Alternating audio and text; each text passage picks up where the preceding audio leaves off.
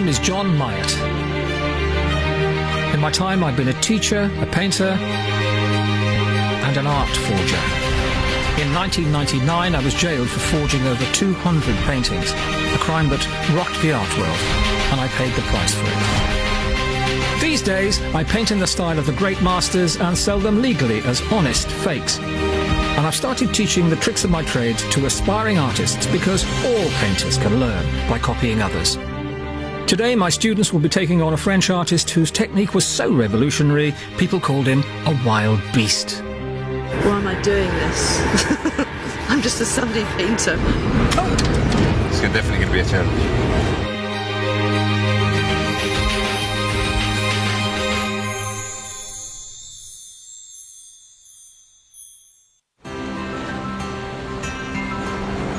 For today's class, we're in the very heart of London to paint one of the most famous views of this city, the River Thames.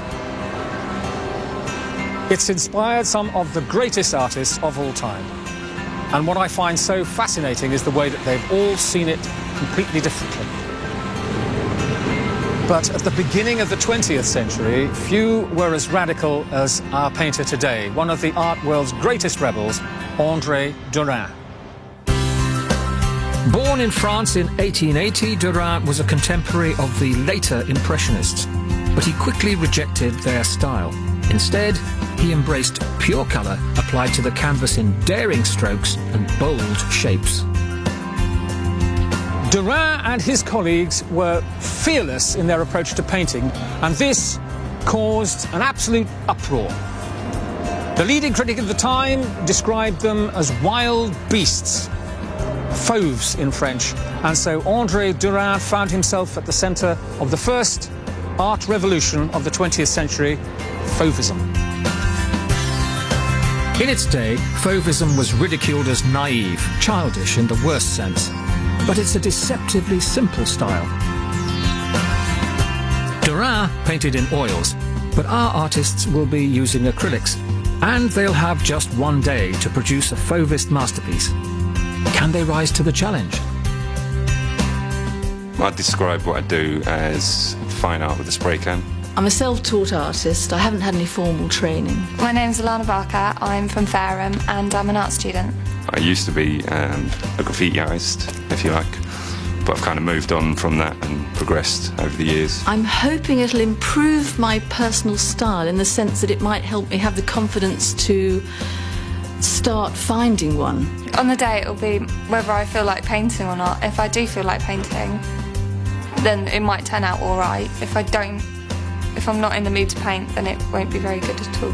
I'm a bit nervous about being asked to achieve something in the style of another painter because it's something that I haven't done, but then again that's the challenge and that's half the reason why I'm here, is to challenge myself, maybe try something different. We're moored here today at the Victoria Embankment, the perfect setting for a 21st century fauvist masterpiece. Now, the problem for anybody working like Derain today is quite simply to let go.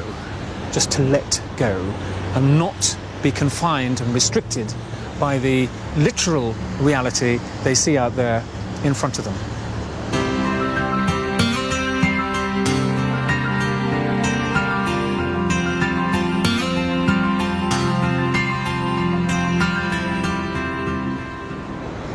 Well, Jason, Alana, Gail, welcome aboard.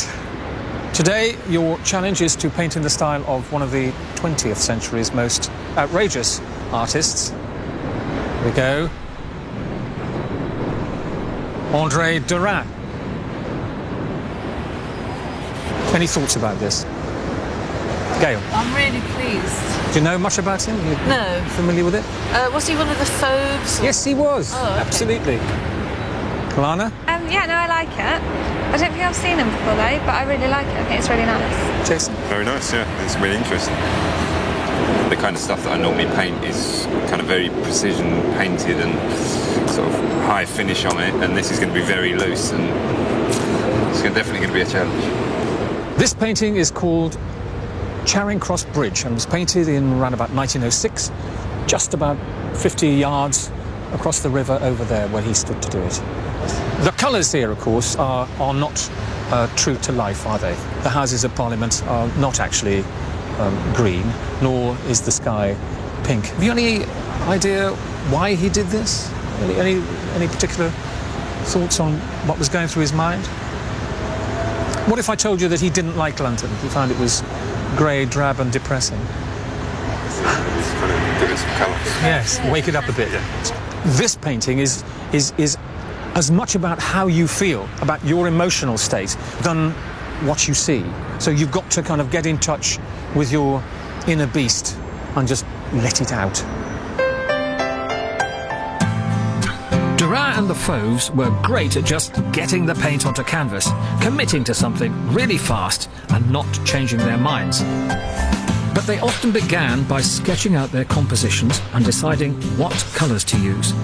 What I'd like you to do is just draw a smallish square on your sketchbook, and then consider the kind of composition you're looking at. And another one, you say, well, I don't like that one very much, and so forth. So just very quick kind of compositional sketches until you think, quite happy with this one. I'll just work it up a bit more. No more than 3 or 4 minutes, just to kind of fix in your own mind where you're going, and then we put the brush to the canvas. All the detail you can see in these buildings is of no relevance whatsoever. He would have seen the whole profile of those things as one block of colour, and it would probably be green or pink or something as well. I think Derain could have used these rails here as a foreground motif to actually help the composition a little bit. Even this thing, frankly, is quite an interesting bit of intense colour, isn't it?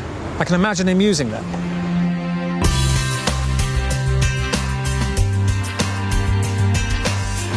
This bit is a bit nerve-wracking because I'm thinking this is out of proportion and why am I doing this? I'm just a Sunday painter. Completely different to what I normally do. I normally, would say my paintings are large-scale murals and to sit down and sketch. Yeah, no, it's not what I normally do. They're off to a good start. Let's hope they're going to be bold with their colours. I suppose you'll have to have a sense in your mind, what colour are you going to paint the sky? It can be blue if you want it to be. But, I mean, do you feel a bit of green or a bit of pink coming on? Sort of purple, like a light, lilac-y purple colour. Colour coming on. Absolutely. You've got the right here to choose. If you feel like a purple sky it is. I'm not convinced Alana knows where she's going with this yet. I like to spend time with the actual sketching out of things, and I like to get things just right before I actually start painting them. That might be one of my weaknesses.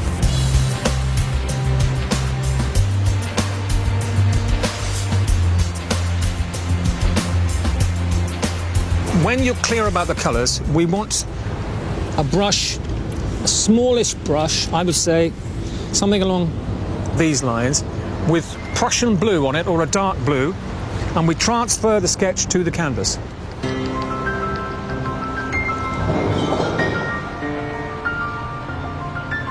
I'm sorry to rush, but I think there is a sense of let's get on with it with this painting. Is there any more to be said about are you happy enough? No. Do you need to define that edge? Yeah. I think we're finished with the blue process, and now you've all made your separate decisions about the colour of the sky or the colour of the foreground. Just do it. Red, anybody? Yellow? Red and yellow. Red and yellow. There's a red. White, anybody? Always useful. Always useful. Let's go. Come on.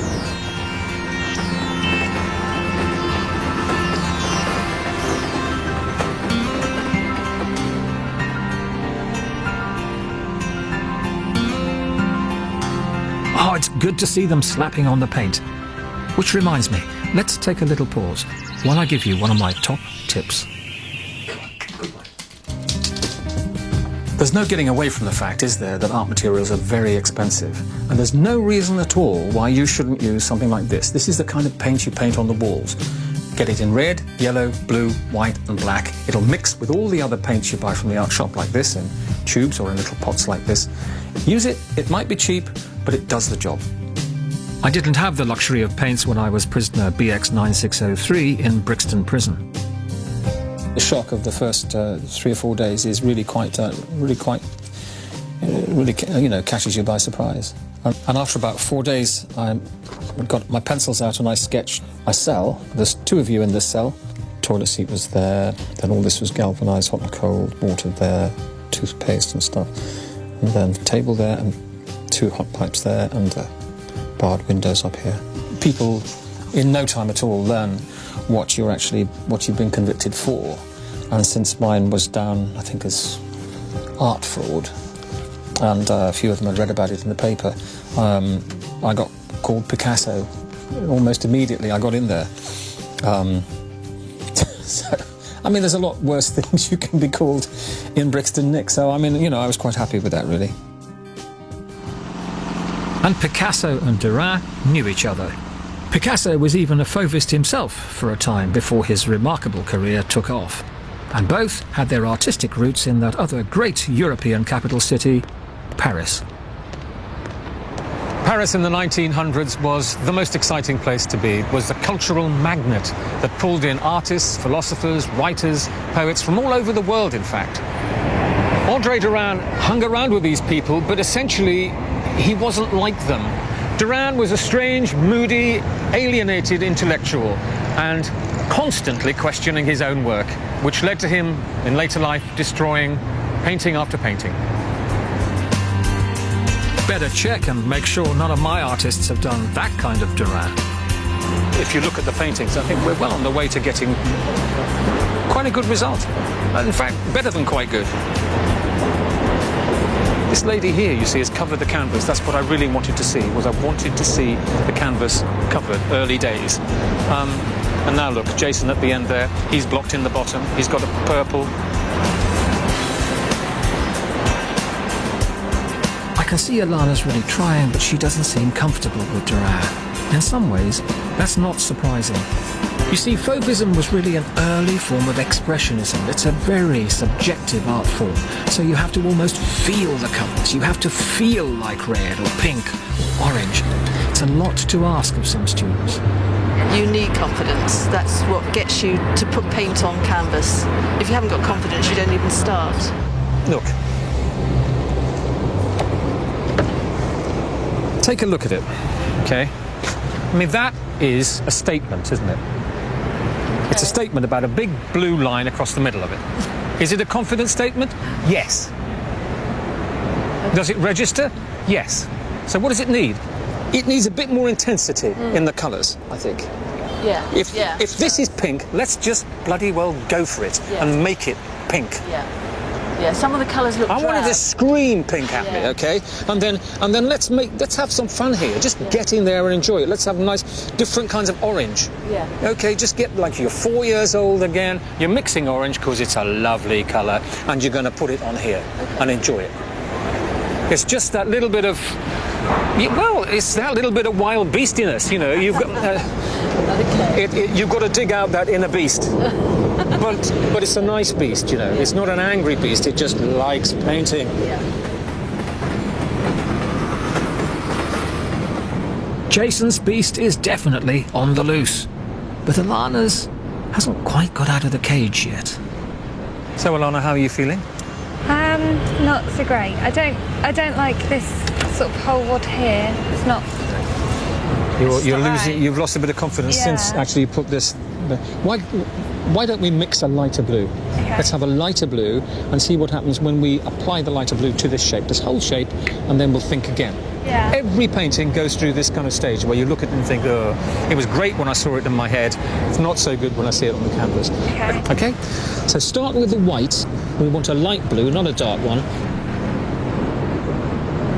Now look how much better that is. Isn't that better now already? That's really lovely. And we're going to lose this one as well? Should I? I don't know.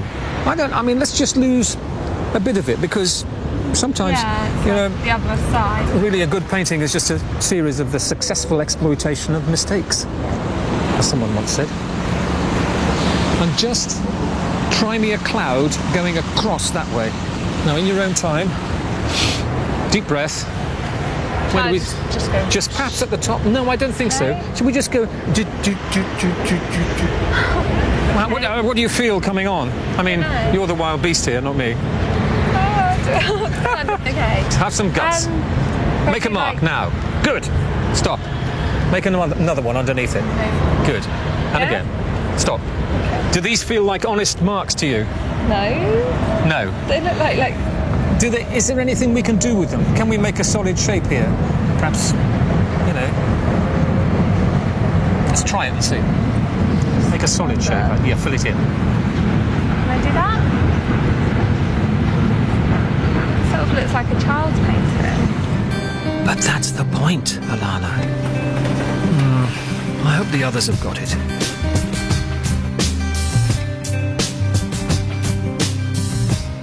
I've been doing graffiti for 23 years. It's a significant art form now. If I had a box of emulsion paints with paintbrushes, people are fine with it. But if I bring out a box with spray paint in it, immediately you think, oh, graffiti, vandalism. And normally you work in aerosols. Yes, normally I work in aerosols on a huge scale. On a huge scale. On, like, big and now scale. you're working with small paintbrushes on small a paintbrushes. small scale. How's it feel? It's great because I can be a lot more loose. So I thought I was going to struggle being Really? like, oh no, because I'm normally sort of very anal about everything and it's got to be just right. Yes. Yeah. Whereas this is, it's fantastic. I think that's there. You know, we can say that. I'm going to try and put a few of the little details back in Yes. with the blue. Yeah. Outline a few things. Okay. Lovely. This is a very good example of what happens when you turn the rules upside down, really. Red is not a recessive colour. It's supposed to come forward instead of go back, but this is the sky. It's the blue that's supposed to recede, but it's in the foreground. And Jason and Derain would have done this for expressive purposes, for decorative purposes, to challenge the eye in some way, to say, look, I'm in charge here. This is my painting, and this is how I want it to be. And this was where it was at, if you like, at the turn of the century. The artist was taking charge, and the rules and the academies and everything else were basically being overthrown completely. And by 1920, it had all gone. But here's the beginning, if you like, of the end of representational painting as such. Whilst many 20th century artists continued to embrace the freedom that Fauvism represented, by the First World War, Derain had abandoned it. Between the wars, André Derain developed a classical style. The French loved it, French collectors loved it, but unfortunately the Nazi Party loved it as well. And during the German occupation of France, Derain was invited to Berlin. On his return, and particularly after the war, he was dubbed a collaborator, and his reputation has never recovered from that day to this. May I give you a squirt, please, madam? A top tip for working outside with acrylics is to spray them occasionally with water. It stops them from drying out. Oh, well, this is really picked up. What about blocking it? Yeah, what about taking a tip from what he's done over there and blocking it on one side here, just blocking that, and then coming to a point somewhere here, right, where it stops being blocked? That's what I'm basically rambling on about. Brush. This is blocked. Yeah. Okay, this isn't. Yeah. So it's a nice contrast, really. He has actually introduced a few moments here of blue over the red, but effectively this is solid area paint and this isn't. Yeah. So let's use that in your painting. It's a bit bold to do something like that when I've been doing something quite safe. That's it. Now that's it, Gail. And then you can feather it with some... See what he's done? He's put just blue... Doof, doof, doof, doof, doof. Okay? Yeah. Good. Bit of courage, you see. Always does the trick. The beast in me.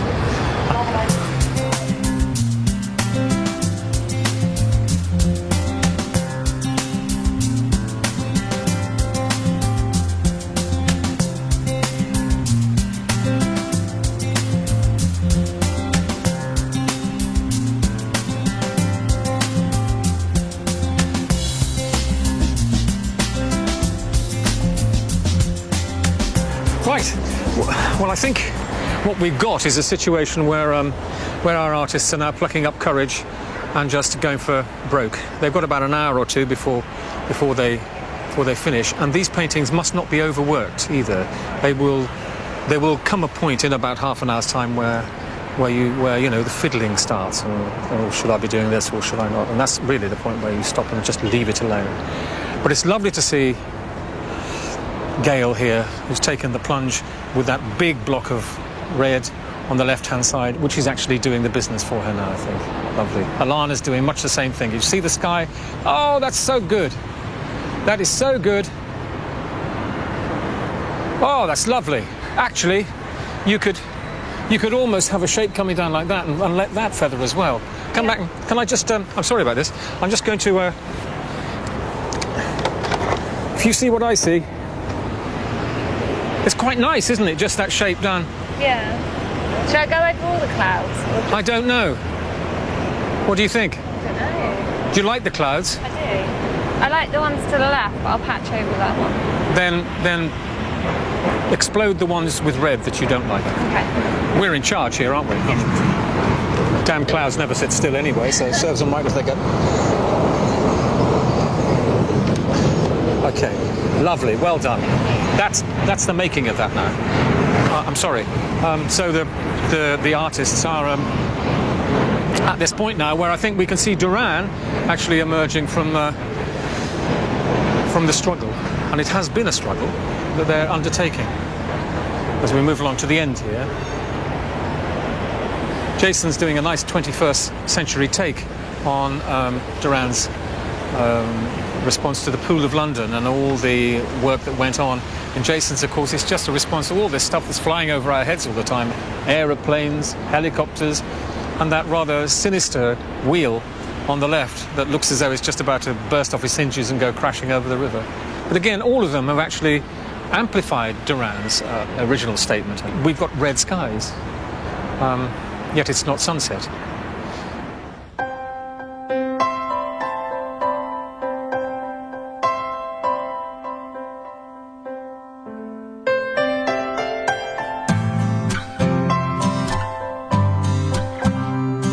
Ladies and gentlemen, you have got 10 minutes to finish. 10 minutes from now, please. Don't want you overworking these paintings. Derain would have known when to stop.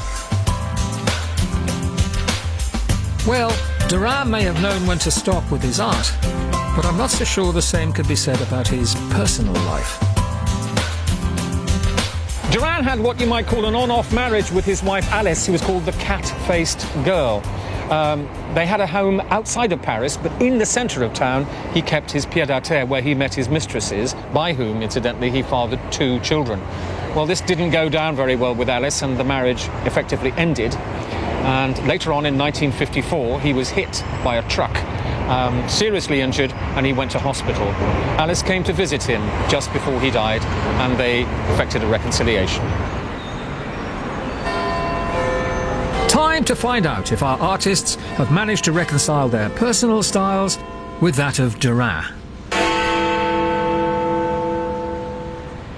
Alana, the moment of truth. Here's your painting in a gilt frame. What do you think? I don't know. You do? Well, I think it's a very courageous bit of work. We struggled really here for quite a while, didn't we? Yeah. But I think we've got a result. Do you like it?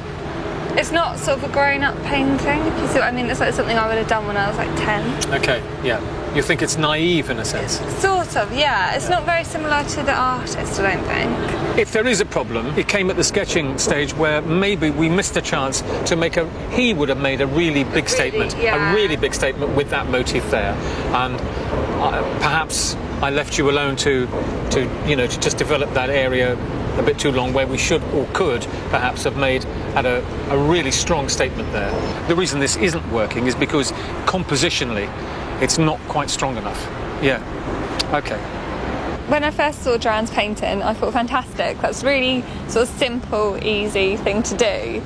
And then you have to sit down and do it, and you change your mind and want to go home. Okay, Jason, the moment of truth for you, your painting in a gilt frame.